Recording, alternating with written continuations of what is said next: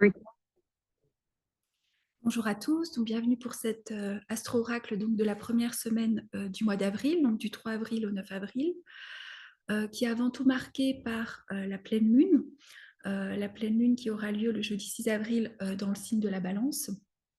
Et aussi, ce qu'on va essayer ensemble de décortiquer un petit peu cette semaine, c'est de nombreux sextiles entre des signes d'eau et des signes de terre. Donc c'est intéressant, si on prend les éléments, on a vraiment cette pleine lune qui éclaire l'axe bélier-balance, donc feu et air.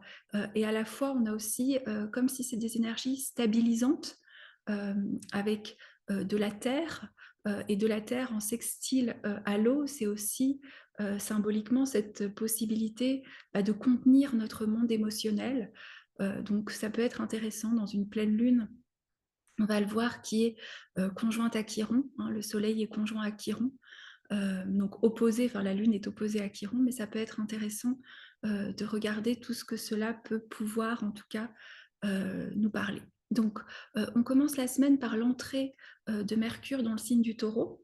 Alors Mercure dans le signe du Taureau, il est dans le domaine de Vénus, hein, donc Mercure qui est vraiment cette faculté que l'on a tous pour nous exprimer ou pas, hein. C'est aussi le lieu où parfois on peut avoir du mal à communiquer. Mercure, c'est aussi le messager des dieux, c'est aussi celui qui permet que toutes nos planètes dialoguent entre elles. Et là, dans le signe du Taureau, il entre vraiment dans un domaine vénusien, donc il quitte le domaine du bélier. Donc le bélier, il est régi par Mars. Donc là, tout d'un coup, la parole se pose avec un Mercure en Taureau. Elle a besoin d'être belle, elle est moins belliqueuse que dans le signe de feu du bélier. Elle est aussi peut-être plus lente, plus réfléchie, hein, avec cette idée un peu du taureau de devoir un peu ruminer nos pensées, mais en tout cas de devoir réfléchir pour poser certains actes. Alors, la particularité, forcément, puisque Pluton est rentré en Verseau, c'est un des premiers contacts qu'on vit tous, où Mercure, qui rentre dans le signe du Taureau, forcément fait un carré avec Pluton en Verseau. Donc, on est habitué, hein, au carré depuis le début de l'année de Pluton à Mercure, seulement c'était dans d'autres signes, c'était dans la croix cardinale, c'était lorsque Mercure était en Bélier euh, et Pluton était en Capricorne. Donc là, on est interrogé dans autre chose, hein, c'est-à-dire Pluton en Taureau, Pluton en Verseau, pardon. Euh, donc je vous invite à voir tout ce qui s'est dit, hein. Il y a vraiment cette transformation profonde à l'œuvre, en cours, de notre manière de vivre l'humain, hein. Et Mercure, quelque part en Taureau, c'est intéressant, c'est la parole aussi qu'on va porter sur les choses, comment on va nommer les choses. Euh, et un Mercure en Taureau, lui, il a besoin de beauté. Là où peut-être un Pluton en Verseau peut nous donner la sensation aussi où on a ces peurs de l'hypertechnologisation du monde, de l'AI, de toutes ces choses-là. Donc le carré, il peut forcément créer une intensité en nous. Pourquoi? Parce que il y a des choses qui sont révélées. Il y a peut-être aussi la possibilité euh, d'aller crever l'abcès, de voir ce qui nous empêche d'accéder à ce Mercure en Taureau, c'est-à-dire de voir la beauté des choses, de nous raconter les choses autrement et qu'elles nous fassent moins mal ou moins peur, peut-être. Hein. Et je trouve que c'est la beauté un petit peu de cette semaine, si je regarde tous les aspects euh, de sextile. Les aspects de sextile, c'est des aspects d'opportunité, c'est des aspects de Vénus dans la tradition. Et c'est un petit peu cette possibilité, je trouve. Vous avez, je vais vous les citer, donc il y a Mercure le lendemain qui est en sextile à Saturne en Poisson. Vous avez Mars qui est en Cancer, qui est en sextile au nœud nord en Taureau. Le lendemain de la pleine lune, vous avez Vénus en sextile à Neptune. Donc Vénus est en Taureau, Neptune est en Poisson. Et le samedi, vous avez Mercure donc, qui est rentré en Taureau avec Mars en Cancer. Donc voilà, ça fait beaucoup d'infos, mais si on résume tout ça pour tisser du sens, il y a vraiment l'endroit où il y a de l'eau, c'est l'endroit où c'est flou, c'est l'endroit où on peut se faire dépasser par notre monde émotionnel, où on a vraiment cette sensation aussi parfois d'être envahi ou d'être submergé par quelque chose. Et normalement, on a du mal à penser nos émotions, hein. Et là, je trouve que c'est assez beau parce que il y a ce Mercure qui se pose en Taureau. Le lendemain, il est en sextile à un Saturne de Poisson. Donc il y a quelque chose qui, malgré l'agitation ambiante, malgré Pluton en Verseau, malgré tout ce qui se passe, qui nous ramène à une forme de calme. Et une des beautés, je trouve, du Taureau, c'est pas parce que c'est un signe que j'ai beaucoup, mais c'est cette capacité d'être présent, de revenir à la présence, de revenir à la contemplation, de regarder l'arbre et de se dire, bah, l'arbre, il est tranquille.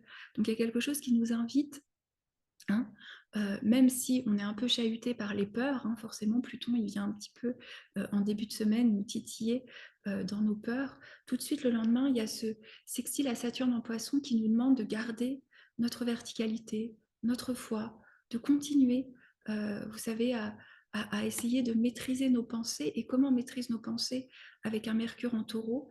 Alors c'est Mercure en Taureau qui vous parle peut-être, mais c'est en regardant les arbres, en écoutant le vent, c'est en revenant vraiment au sens, et comment on peut aussi se calmer juste en écoutant la nature, hein.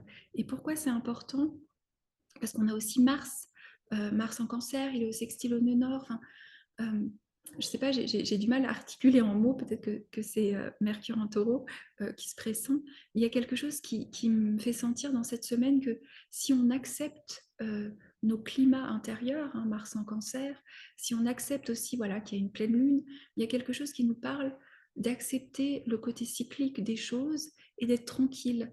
Vous savez, comme si on gardait, vous savez, comme si l'orage était là, mais on le regardait par la fenêtre.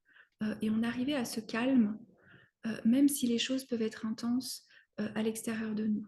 Donc c'est vraiment une semaine finalement de la maîtrise de l'émotionnel. Pourquoi? Parce qu'on arrive, surtout avec un Mercure en Taureau, à être une coupe et finalement à rester assis avec nos pensées, un petit peu comme le méditant ou le sage.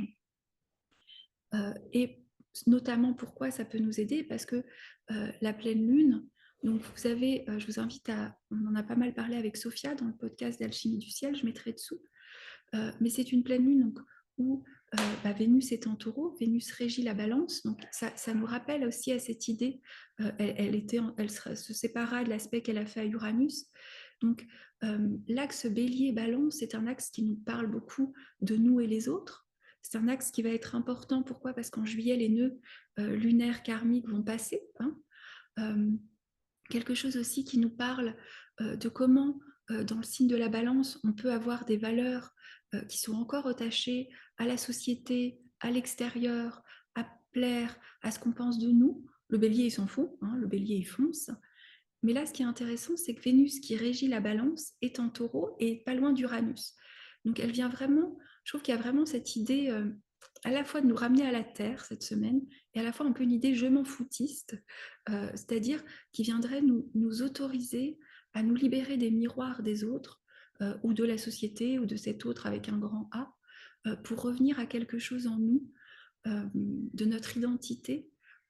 Mais de notre identité, il y a quelque chose de très beau dans cette pleine lune, et on s'est demandé avec Sophia si on pouvait prendre la liberté euh, d'utiliser une technique ancienne pour l'appliquer à un planétoïde qui est Chiron moderne. Alors je vous explique un petit peu ma pensée. Le Soleil sera dans ce qu'on appelle le Casini avec Chiron. Qu'est-ce que ça veut dire? Ça veut dire que les planètes sont conjointes. Et pour la tradition, quand une planète est dans le Casini, elle est dans le cœur du Soleil. Donc elle reçoit les rayons Soleil et elle se régénère. Et j'étais même allée voir plus loin où il disait que même la planète était dans la chambre initiatique. Elle était initiée. Et Chiron, qui a été très présent, donc Chiron, je le répète, c'est cette blessure incurable pour beaucoup, mais qui est aussi souvent le lieu ou le chemin du retournement vers soi, vers la cohésion, vers une verticalité. C'est le passeur, c'est celui qui arrive quelque part à connecter aussi à des plans subtils, même s'il est encore boiteux au niveau de la personnalité. Et Chiron en bélier nous parle beaucoup depuis 2018 de toutes ces choses de l'identification au trauma, l'identification au rôle de thérapeute. Et moi, je me dis, on devrait renommer Chiron comme étant le passeur du nouveau monde. Pourquoi? Parce qu'il ne fait que passer l'information. Et là, Soleil Chiron, Alors, je ne vais pas vous vendre des potentialités de guérison magique, mais en tout cas, il y a peut-être la possibilité que dans la lumière solaire, c'est-à-dire dans la pleine conscience de quelque chose, ce qui nous a fait du mal pendant très longtemps, ou ce qui nous fait encore du mal au niveau de notre personnalité, au niveau de quelque chose qui nous fait souffrir, où on se sent souvent avec Chiron pas adapté à ce monde, hein, où on se sent plutôt venir d'ailleurs, et pourtant on doit exister, hein, dans ce plan, puisqu'on est là. Hein. Il y a quelque chose avec l'incarnation des fois dans Chiron qui peut être compliqué puisqu'il est rejeté, donc il y a cette sensation de ne pas être accepté, de ne pas être à notre place.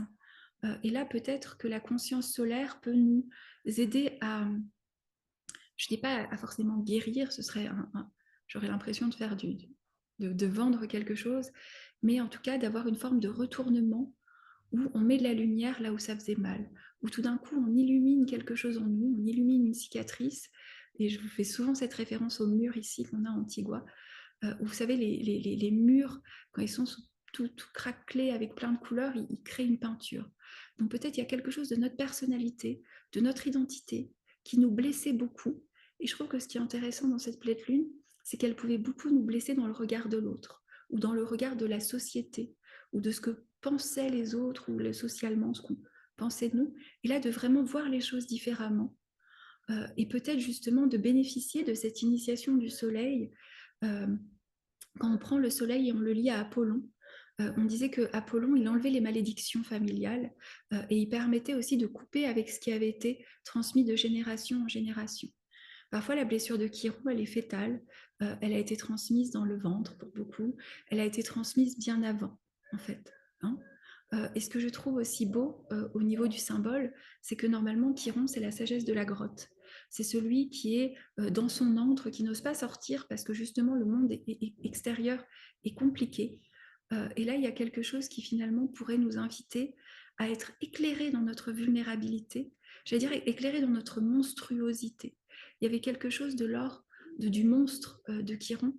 Si vous lisez, à un moment donné, j'avais lu au moment du Covid de Foucault, comment est-on fait les maladies mentales, et avant, il n'y avait pas forcément de diagnostic sur les maladies, mais il y avait quelque chose de monstrueux. Il y avait quelqu'un qui avait une... Vous savez, il y avait ces fous du village, hein, mais c'était Luc Biget qui disait le monstre, ça vient de l'ancien français mostrare, donc il nous montre quelque chose. Donc là, il y a quelque chose qui est révélé, il y a quelque chose qui est mis en lumière entre nous et les autres, entre la blessure qui est beaucoup vécue dans le regard de l'autre et celle de notre identité. Et en plus, ce que je trouve très beau, c'est que le lendemain, là, vraiment Mercure en taureau qui parle, hein, j'arrête pas de tout trouver beau, on a un beau sextile entre Vénus et Neptune.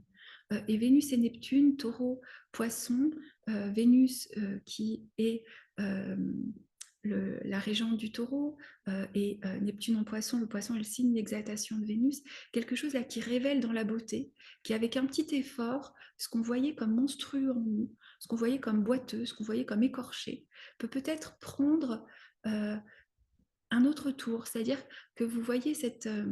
et vous parlez à quelqu'un qui a... Enfin, vous parlez. Malheureusement, vous n'êtes pas en face. Il faudrait que je crée un moyen de faire ces vidéos en live. Ce serait sympa. Mais il y a la possibilité de ce qu'on vivait comme étant vraiment une blessure, de voir le don, de voir le cadeau. Hein. Vénus en taureau, c'est aussi, ça nous parle du don, du cadeau, du talent caché. Qui va être sublimé pourquoi? Parce qu'on va voir que ça nous permet de créer, parce qu'on va voir que ça nous permet d'entendre, parce qu'on va voir que ça nous permet de voir ce que les autres ne voient pas. Et on finit la semaine avec Mercure en sextile à Mars, qui nous dit non seulement quelque chose a été révélé, mais à partir de ça, à partir de cette compréhension nouvelle, je peux aussi poser un acte nouveau. Hein. Donc je sais que ça peut être une pleine lune qui peut être challengeante. Pourquoi? Parce que Chiron vient toujours piquer là où ça faisait mal. Mais peut-être qu'avec le regard que je vous propose cette semaine, ce que j'espère, c'est qu'il y a de la beauté qui émerge de tout ça, c'est qu'il y a des yeux nouveaux, c'est qu'il y a, rappelez-vous, comme si votre blessure était initiée, imaginez-vous la chambre initiatique, où vous recevez la lumière solaire, ou Apollon, ou tous les dieux solaires, Mitra, tous ces dieux qui étaient des dieux artistes, qui étaient des dieux guérisseurs, qui étaient des dieux musiciens, qui étaient des dieux coupeurs de malédictions, sont présents pour vous rappeler l'or de votre soleil, et pour vous rappeler surtout que c'est parce qu'il y a une fêlure que vous faites passer la lumière et qu'elle est d'autant plus belle. Voilà ce que je voulais vous dire pour cette semaine. Je vous souhaite à tous une très belle semaine. Et comme toujours, je reste à disposition pour des questions, pour des consultations, pour répondre à ce dont vous avez besoin. Voilà, je vous souhaite à tous une très belle semaine. À la semaine prochaine.